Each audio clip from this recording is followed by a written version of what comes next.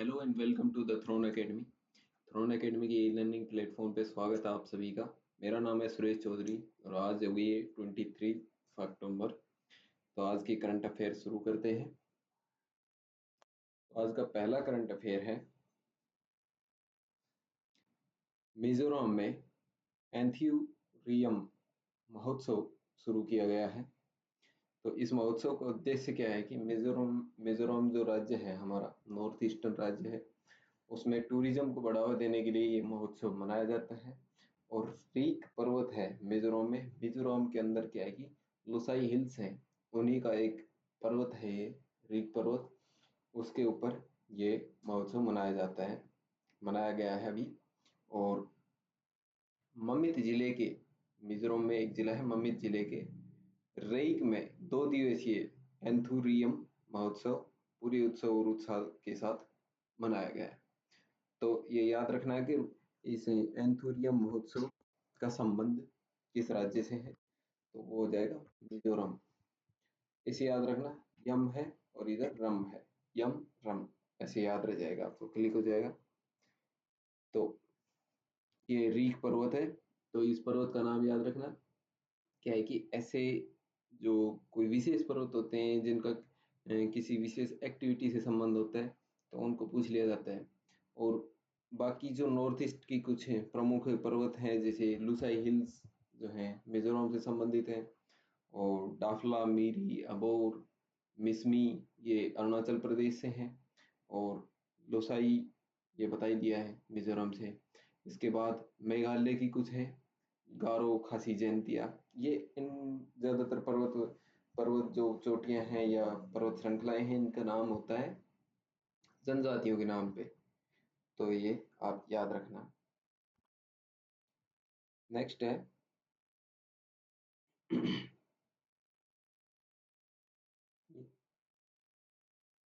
हाँ जी,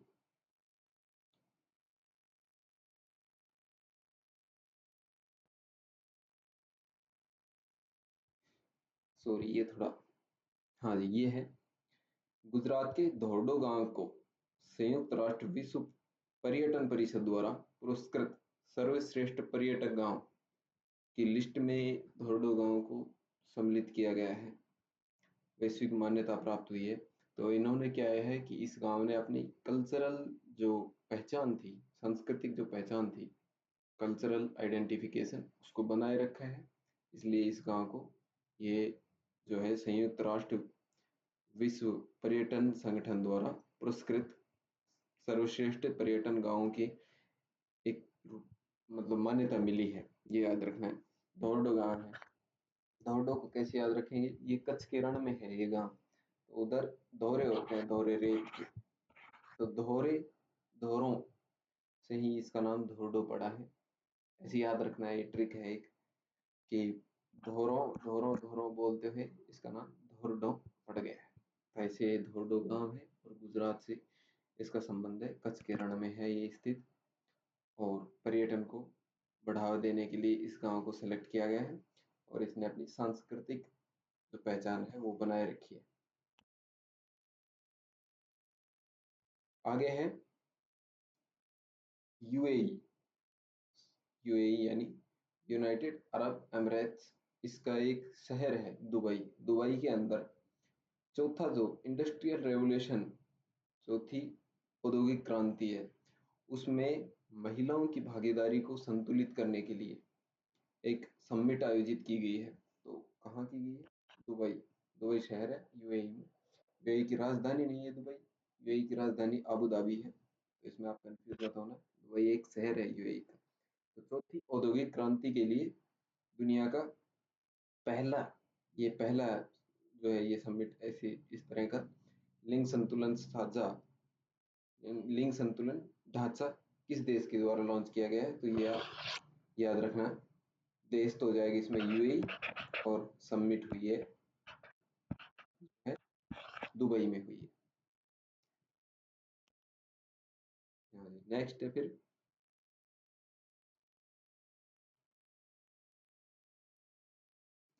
हाँ जी ये है, इसरो ने श्रीहरिकोटा से गगनयान मिशन, हमारा मिशन है गगनयान 2025 की, इसको रखा गया है, 2025 में लॉन्च करेंगे। ये हमारा मानव को अंतरिक्ष में भेजने का मिशन है। तो इसका क्या है कि एक मानव रहित प्रोटोटाइप, जिसमें मानव रहेगा, क्रू मेंबर जिसमें रहेंगे, उसको भेजा गया है ऊपर, उस प्रोटोटाइप को, और फिर उसे छोड़ा गया है। बंगाल की खाड़ी में हुआ है और श्रीहरिकोटा से लॉन्च किया गया था। और जो है TVD2, टीवी का मतलब है टेस्ट व्हीकल, D2 इसका नाम था। ये आप देख रहे हैं फोटो में, इसके द्वारा ऊपर छोड़ा गया।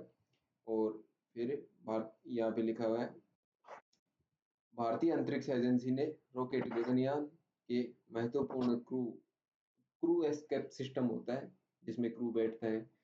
तो हुआ क्या है कि इसमें ऐसे है कि ये एक रॉकेट है, इसमें जो क्रू बैठते हैं, जो एक बॉक्स सा होता है जिसमें बैठ के ऊपर जाएंगे गगनयान में 2025 में। तो उसमें बिना कोई किसी को बैठाया नहीं, वैसे ही भेज दिया है। और भेजने के बाद करीब 17 किलोमीटर की ऊंचाई पर उसको छोड़ा गया है। फिर वो वापस आके बंगाल की खाड़ी में समुद्र में गिरा है। वहां से जो हमारी नेवल फोर्स है उसने उसको कब्जा करके उस पे, और मतलब वहां से अम, उठा के उसको और वापस तट पर ले आए हैं। तो ये एक टेस्टिंग थी कि कैसे हम 2025 में मानव को भेजेंगे उसमें, और मानव ऊपर जाएगा और वहाँ पे जो भी है हमारे अंतरिक्ष स्टेशन है उसमें जाएगा। तो वहाँ से फिर वापस आएगा और उसको कैसे यहाँ से वापस लाया जाएगा, तट पर लाया जाएगा, समुद्र में उसको लैंड कराया जाएगा और फिर वापस लाया जाएगा। तो उसके लिए ये प्रयास किया गया था। गगनयान मिशन की सफलता के बाद,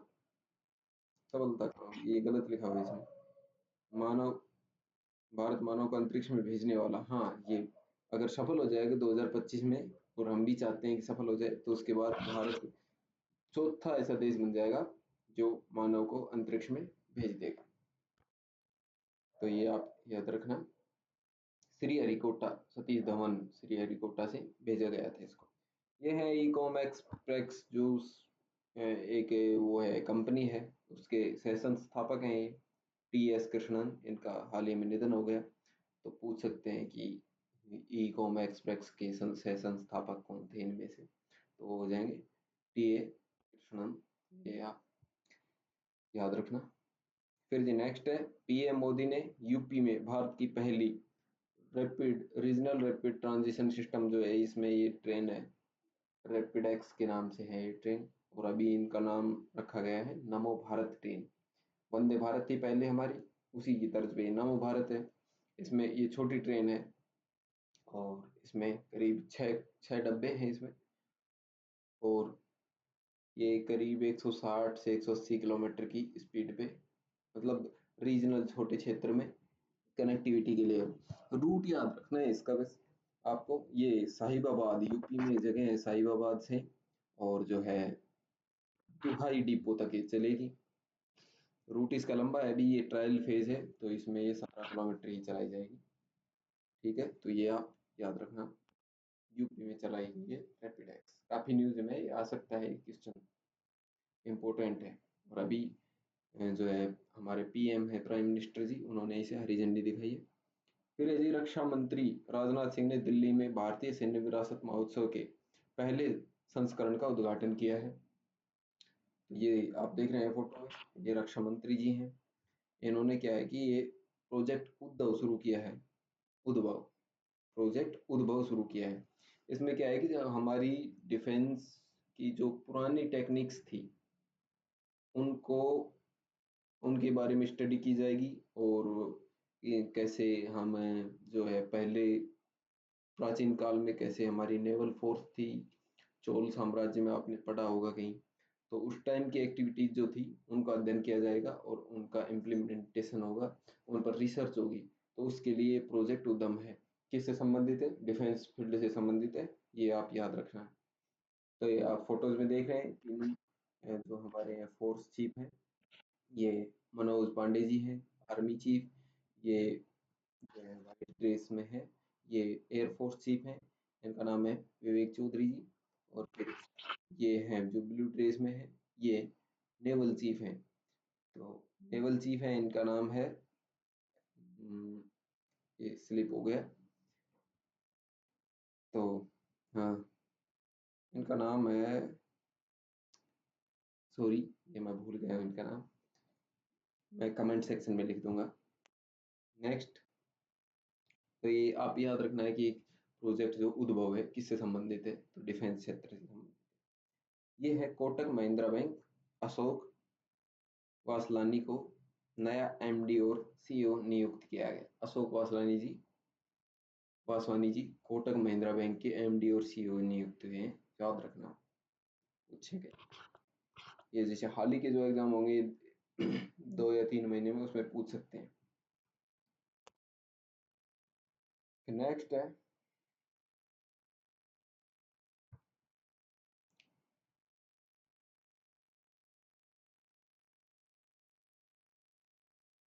हाँ जी, ये आरबीआई के नियमों का पालन नहीं करने की वजह से फिर से आरबीआई ने एक बैंक पर जो है जुर्माना लगा दिया है 2.5 करोड़ का। और ये बैंक है एल एंड टी फाइनेंस। तो एल एंड टी आपने सुना होगा, काफी चर्चित कंपनी है, लार्सन एंड ट्यूब्रो के नाम से। उस पर ये जुर्माना लगाया है 2.5 करोड़ का। इसका मुख्यालय है भारतीय रिजर्व बैंक, मुख्यालय इसका मुंबई महाराष्ट्र में। और 1 अप्रैल 1935 की को इसकी जो है स्थापना की गई थी, भारतीय रिजर्व बैंक की। और जो है इसके अभी वर्तमान में जो गवर्नर है वो शक्तिकांत दास जी, याद रखना है, इसके बारे में पूछेंगे। कोटक महिंद्रा को सोनाटा फाइनेंस के अधिग्रहण के लिए आरबीआई ने मंजूरी दी है। सोनाटा फाइनेंस को कोटक महिंद्रा ने खरीद लिया है, 100% इक्विटी ले ली है। उसके बाद उनमें कोई अनबन चल गई थी, तो उसके उसके अधिग्रहण के लिए आरबीआई ने मंजूरी दी है कि आप कोटक महिंद्रा को मंजूरी दी कि आप जो है सोनाटा फाइनेंस को खरीद सकते हैं। अब सोनाटा फाइनेंस 537 करोड़ रुपए में खरीदी गई कोटक महिंद्रा के द्वारा। अब इसी की जो है ये कंपनी बन गई है सोनाटा फाइनेंस।